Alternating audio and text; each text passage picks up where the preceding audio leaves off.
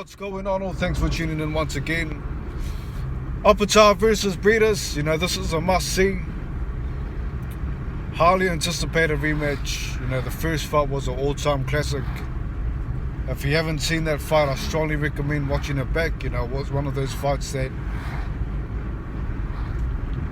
you got to save to the favourites. You got to save to the watched list. A classic fight between two cruiserweights.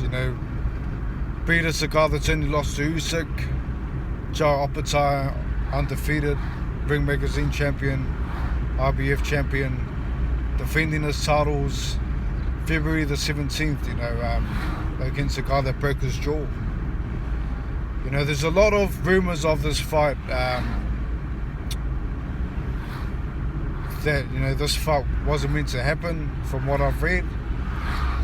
Obviously, Saudi Arabia putting up the money, making things happen. They're definitely turning up the heat in terms of making the fights, the fights that everyone wants to see. And this one is a must-see. The first fight, Opetaia, I thought that he was great in the first 6 rounds. Then Briedis came back, broke his jaw and hurt him more. In my opinion, I thought that Opetaia was hurt more at the end of the fight. He was fighting with a broken jaw, and Briedis kept nailing him with his uppercuts. There's lethal uppercuts. And had it have been a 15-round fight, who knows? Who knows? But it's definitely one of those fights that the doctor would have had to step in to stop it. Both guys were still throwing, both guys were still moving. It was just the damage that Opetaia took to the jaw, as well as Briedis also got a bit of a beating in the first 6 rounds. Broken nose, I believe, early in the fight. Just a classic fight to watch. It's a must-see. I've seen it a couple of times now. And I'm looking forward to the rematch. Now, the rematch, Opetaia's been a lot more busier than Briedis. Briedis being the older fighter. Briedis knows what he can do to Opetaia now. He knows how to time him. He knows that he needs to hurt him to win, or else Opetaia's just going to outbox him. Opetaia's one of those cruiserweights that he's highly skilled in what he does. Very good at jumping in and jumping out of the pocket, crashing the pocket as well. He doesn't really allow the pocket to form. Very tactical fighter. His technique is amazing. The way that he sets up his punches. He plants his feet firmly on the ground. When he's throwing power shots, he's very confident in timing and throwing, power shots. Very confident. Good at measuring, good at on defense as well. Just an all-rounded great fighter. Boxer as well, boxer, puncher, you could say.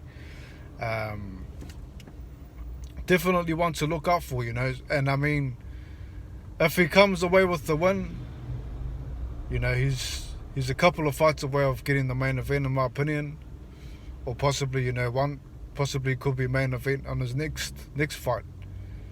I do think that if he does win, he will be on the undercard of Bivol versus Briedis, because Saudi Arabia, they basically doing what I said. I said that it would be good to see Briedis, if he wins, to fight a guy like Opetaia, and basically a week later they said, hey, we're interested in Opetaia versus Briedis, and that will be for undisputed. If Briedis wins, obviously we also got Bivol, a highly skilled boxer. So the potential of Opetaia getting the main stage, getting the recognition, is one fight away, of making mega money. And who better to fight than Mairis Briedis? You know, Briedis, a guy that has only lost to Alexander Usyk. You know, that's the only loss that he's had. Like I said, you know, broke Opetaia's jaw. Also beat guys like Cha. You know, the current WBA interim heavyweight champion is Cha, and you know, Briedis beat him as well. So I mean, he knows how to take a punch, and he also knows how to give a punch. You know, great heart, great fighter, and I mean, it's gonna be an interesting one for sure. You know, I mean, Opetaia needs to protect his chin this time. You know, he needs to protect his chin from those uppercuts. You know, those uppercuts, those shots underneath. You know, because Opetaia's used to throwing straight lefts. You know, he's used to holding out that lead hand, you know, to keep guys away. And Briedis, what he was doing, you know, he was punching around that. He was throwing hooks, lead uppercuts. So he's got to watch out for those power shots. You know, those power shots. As long as he can avoid that, you know, then he stands a good chance of beating Briedis. You know, I think this time Opetaia's going to try to win by knockout. You know, I mean, fighting a guy that broke your jaw, you know, he's going to remember that. He's going to remember that feeling of after the fight. You know, if the fight drags on, it's possible that it could happen again. You know, Briedis is just one of those guys that has that ability to take a punch and give a punch. So I think that in this fight, Opetaia's going to turn up the heat. You know, he's coming off a first round knockout win as well. You know, he was one of the highlighted boxers of the day of reckoning. You know, the guy that delivered the first round KO against Zorro. So I mean, it's definitely, you know, a classic rematch, one of those classic fights, and I'm hoping that it is an interesting fight. But on this occasion, you know, I am choosing Joe Opetaia to win, because, you know, he was winning the fight until he suffered that broken jaw, and then obviously, you know, he was taking a lot of punishment after that. So I think in this fight he's going to be more cautious of those uppercuts, those lead hands, you know. So I'm choosing him to win by stoppage, but I'm choosing around round 10. I think he's going to get it done around round 10.